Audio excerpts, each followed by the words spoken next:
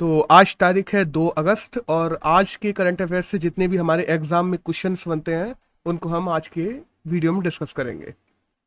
तो पहला क्वेश्चन है कि इनमें से किस खिलाड़ी ने हाल ही में अंतरराष्ट्रीय क्रिकेट से संन्यास की घोषणा की है। इसके ऑप्शन है पहला डेल स्टेन, दूसरा बेन स्टोक्स, तीसरा क्रिस गेल और चौथा AB डिविलियर्स। इसका सही आंसर है पहला Dale Steyn. Dale Steyn south Africa के बॉलर थे जिन्होंने हाल ही में रिटायरमेंट ले लिया है क्रिकेट के हर फॉर्मेट से, और इन्होंने तकरीबन 17 साल क्रिकेट के करियर में ये रहे हैं। अगले क्वेश्चन की बात करते हैं कि बैंक ऑफ बड़ौदा के नए CEO किसे बनाया गया है। इसके ऑप्शन है पहला आदिश अग्रवाल, दूसरा LS जैन, तीसरा राजेश्वर कामत और चौथा जमाल सिंह। इसका सही आंसर है SL Jain. SL Jain bank of Baroda के नए MD और CEO बनाए गए हैं। अगला क्वेश्चन है कि हाल ही में कितने जज को सुप्रीम कोर्ट में नियुक्त किया गया है।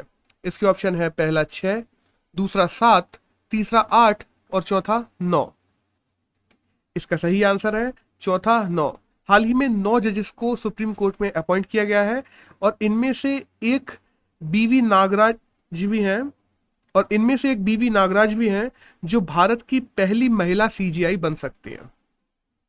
अगले क्वेश्चन की बात करते हैं कि भारत सरकार ने तालिबान के साथ पहली बार ऑफिशियल मीटिंग किस देश में की। इसके ऑप्शन है पहला दोहा, दूसरा UAE, तीसरा सूडान और चौथा काबुल। इसका सही आंसर है A, दोहा।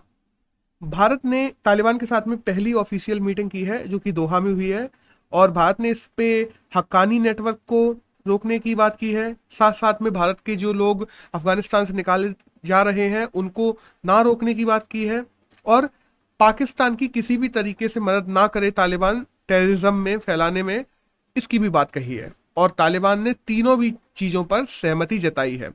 अब ये तो देखने वाली बात होगी कि तालिबान अपनी सहमति पर कहां तक बना रहता है। अगले क्वेश्चन की बात करते हैं कि राज्यसभा के नए जनरल सेक्रेटरी किसे बनाया गया है। इसके ऑप्शन है पहला पीयूष गोयल, दूसरा हरिवंश नारायण, तीसरा राजेंद्र महाजन और चौथा पारसराम। इसका सही उत्तर है चौथा पारसराम। पारसराम को हाल ही में राज्यसभा का नया जनरल सेक्रेटरी बनाया गया है।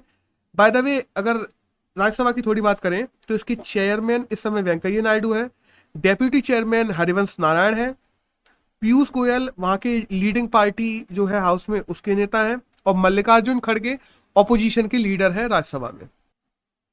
अगले क्वेश्चन की बात करते हैं कि ITBP के नए चीफ के रूप में किसे नियुक्त किया गया है। इसके ऑप्शन है पहला राजीव गुहा, दूसरा महेंद्र नाथ, तीसरा संजय अरोड़ा और चौथा सुनील अरोड़ा। इसका आंसर है 3, संजय अरोड़ा। संजय अरोड़ा को हाल ही में ITBP के Indian Tibet border police force के नए चीफ के रूप में नियुक्त किया गया है। अगले क्वेश्चन की बात करते हैं कि international day against nuclear test किस तारीख को मनाया जाता है। इसके ऑप्शन है पहला 28 अगस्त, दूसरा 29 अगस्त, तीसरा 30 अगस्त और चौथा 31 अगस्त। इसका सही आंसर है 29 अगस्त। 29 अगस्त को international day against nuclear test मनाया जाता है। अगर बात करें न्यूक्लियर टेस्ट की तो एक CTBT ट्रिटी हुई थी जिसका नाम है comprehensive nuclear test ban treaty, जो 1996 में हुई थी, जिसमें 110 देशों ने हस्ताक्षर किए थे, और तब से ही किसी भी नए देश को न्यूक्लियर टेस्ट करने के लिए पूरी तरीके से प्रतिबंधित कर दिया गया है। हालांकि भारत ने इस ट्रिटी पे साइन नहीं किए थे, जिस वजह से Bharat NSG nuclear supply group का भी मेंबर नहीं बन पाया है।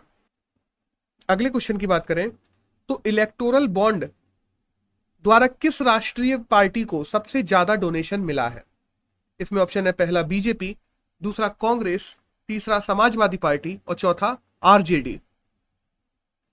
इसका सही आंसर है पहला BJP। बीजेपी को तकरीबन 2642 करोड़ का डोनेशन मिला है जो कि इलेक्टोरल बॉन्ड की तरफ से मिला है, जो कि टोटल इलेक्टोरल बॉन्ड डोनेशन में तकरीबन 78% है। और सेकंड नंबर पे कांग्रेस आती है जिसको 526 करोड़ का मिला है। इलेक्टोरल बॉन्ड ऐसे बॉन्ड होते हैं जो किसी भी राष्ट्रीय पार्टी को डोनेशन देने के लिए उपयोग में लाए जाते हैं, और किसने वो बॉन्ड राष्ट्रीय पार्टी को डोनेट किया है इसकी जानकारी गुप्त रखी जाती है। हालांकि बीजेपी के द्वारा 2018 में इलेक्टोरल बॉन्ड लॉन्च किए गए थे। अगले क्वेश्चन की बात करते हैं कि भारत में किस कंपनी द्वारा एंटी ड्रोन टेक्नोलॉजी बनाई जा रही है। इसके ऑप्शन है पहला हिंदुस्तान इलेक्ट्रॉनिक्स, दूसरा करस्पॉन्डिंग इलेक्ट्रॉनिक्स, तीसरा भारतीय इलेक्ट्रॉनिक्स और चौथा भारत इलेक्ट्रॉनिक्स। इसका सही आंसर है चौथा भारत इलेक्ट्रॉनिक्स। अगले क्वेश्चन की बात करते हैं कि हाल ही में ब्रिक्स देशों की मीटिंग कब होने वाली है। इसके ऑप्शन है पहला 5 सितंबर, दूसरा 7 सितंबर, तीसरा 8 सितंबर और चौथा 9 सितंबर। इसका सही आंसर है चौथा 9 सितंबर। हाल ही में ब्रिक्स देशों के लीडर्स की मीटिंग 9 सितंबर को होने वाली है। ब्रिक्स की थोड़ी बात कर ली जाए तो 2006 में ब्रिक बना था, जिसमें ब्राजील, रसिया और चाइना थे। आगे चल के 2009 से इसकी लीडर्स की हर साल मीटिंग होने लगी और 2010 में इसमें साउथ अफ्रीका जुड़ गया तो इसका नाम ब्रिक्स हो गया। और न्यू डेवलपमेंट बैंक भी ब्रिक्स के द्वारा ही बनाई गई थी, जिसका हेडक्वार्टर शंघाई में है। और न्यू डेवलपमेंट इन्हीं देशों को आपसी ट्रेड बढ़ाने के लिए, इनकी प्रॉब्लम होने पे इनके ट्रेड डेफिसिट को कम करने के लिए लोन आदि प्रदान करवाती है। अगले क्वेश्चन की बात करते हैं तो इनमें से किसे हाल ही में रेमन मैग्सेसे अवार्ड मिला है। इसके ऑप्शन है पहला मोहम्मद अजमद, दूसरा राजीव समन, तीसरा मोहम्मद कादरी और चौथा मोहम्मद करमीन। इसका सही आंसर है पहला मोहम्मद अजमद। मोहम्मद अजमद जो पाकिस्तान के हैं, उन्हें हाल ही में रेमन मैग्सेसे अवार्ड दिया गया है। अगर रेमन मैग्सेसे की बात कर लें तो इस साल 5 लोगों को दिया गया है। एक है डॉक्टर फिंदमिन कादरी, दूसरे हैं मोहम्मद अजमद, तीसरे हैं फिलिपिनो फिशर, चौथे हैं रॉबर्टो बेलन और पांचवे हैं स्टीवन। हालांकि 2019 में भारत के भी रवीश कुमार को, जो एनडीटीवी में एंकर हैं, उनको इस अवार्ड से नवाजा जा चुका है। और पहले भारतीय जिसको रेमन मैग्सेसे अवार्ड मिला था वो थे 1958 में विनोबा भावे। अगले क्वेश्चन की बात करते हैं कि दुनिया की सबसे ऊंची सड़क का क्या नाम है जो हाल ही में शुरू की गई है। इसके ऑप्शन है पहला खरदोंगला पास, दूसरा जलावा पास, तीसरा केला पास और चौथा राजीव पास। इसका सही आंसर है 3 केला पास। खरदोंगला पास इससे पहले सबसे ऊंची सड़क हुआ करती थी जिसपे गाड़ियां चलाई जाती हैं, और हाल में केला पास जो कि पैंगोंग लेक लद्दाख के पास में है, उसको दुनिया की सबसे ऊंची सड़क के रूप में नामित कर दिया गया है।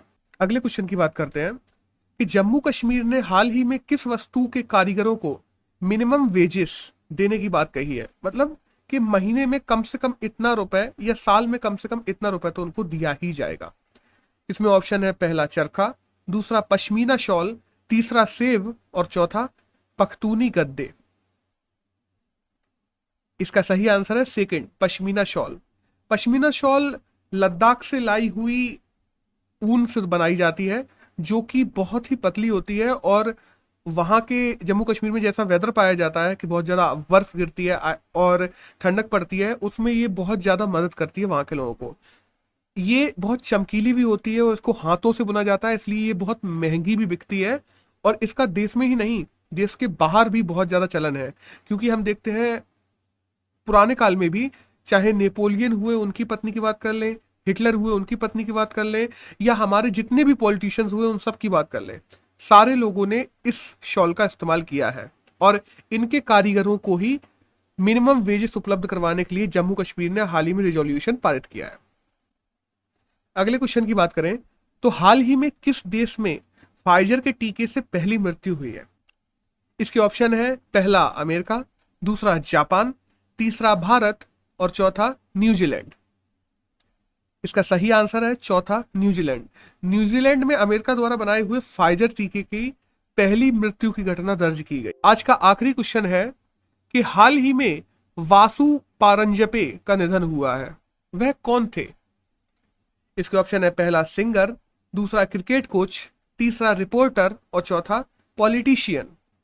इसका सही आंसर है सेकंड क्रिकेट कोच। तो आज 2 सितंबर से हमारे एग्जाम के लिए करंट में जितना भी क्वेश्चन जानने के लिए जरूरी थे वो हमने कवर कर लिए हैं। धन्यवाद।